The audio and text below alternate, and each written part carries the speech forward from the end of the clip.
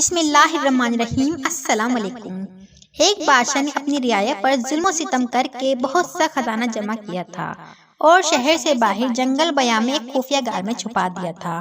اس خزانے کی دو چابیاں تھیں، ایک بادشاہ کے پاس، دوسرا اس کے وزیر کے پاس۔ ان دونوں کے علاوہ کسی کو اس خفیہ خزانے کا پتہ نہیں تھا۔ ایک دن صبح کو بادشاہ اکیلا سیر کو نکلا اور اپنے خزانے کو دیکھنے کے لیے دروازہ کھول کر اس میں داخل ہو گیا۔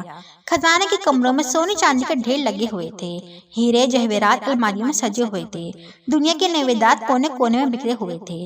وہ ان کو دیکھ کر بہت خوش ہوا۔ اس دوران وزیر کا اس علاقے سے گزر ہوا۔ اس نے خزانے کا دروازہ کھلا دیکھا تو حیران رہ گیا۔ اسے خیال ہوا کہ کل رات جب وہ خزانہ دیکھنے آیا تھا شاید اس وقت وہ دروازہ بند کرنا بھول گیا ہو۔ اس نے جلدی سے دروازہ بند کر کے باہر سے تالا لگا دیا۔ ادھر بادشاہ جب اپنے دل پسند خزانے کا معائنہ سے فارغ ہوا تو واپس دروازے پر آیا، لیکن یہ کیا، دروازہ تو باہر سے بند تھا۔ اس نے زور زور سے دروازہ پیٹا اور چیخنا شروع کیا، لیکن افسوس اس کی آواز سننے والا وہاں کوئی نہ تھا۔ وہ لوٹ کر پھر اپنے خزانے کی طرف گیا اور ان سے دل بہلانے کی کوشش کی، لیکن بھوک اور پیاس کی شدت نے اسے تڑپانا شروع کیا۔ وہ پھر بھاگ کر دروازے کی طرف آیا، لیکن وہ بند تھا۔ وہ زور سے چیختا چلایا، لیکن وہاں اس کی فریاد سننے والا کوئی نہ تھا۔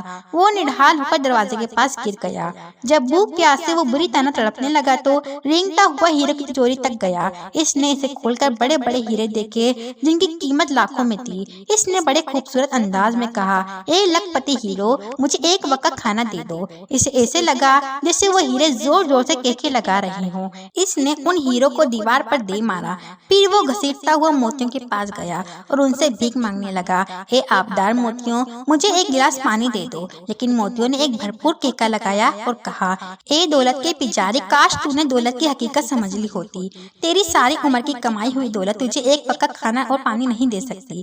بادشاہ چکرا کر گر گیا۔ جب اسے ہوش آیا تو اس نے سارے ہیرے اور موتی بکھیر کر دیوار کے پاس اپنا بستر بنایا اور اس پر لیٹ گیا۔ وہ دنیا کو ایک پیغام دینا چاہتا تھا، لیکن اس کے پاس کاغذ اور قلم نہیں تھا۔ اس نے پتھر سے اپنی انگلی کچلی اور بہتے ہوئے خون سے دیوار پر کچھ لکھ دیا۔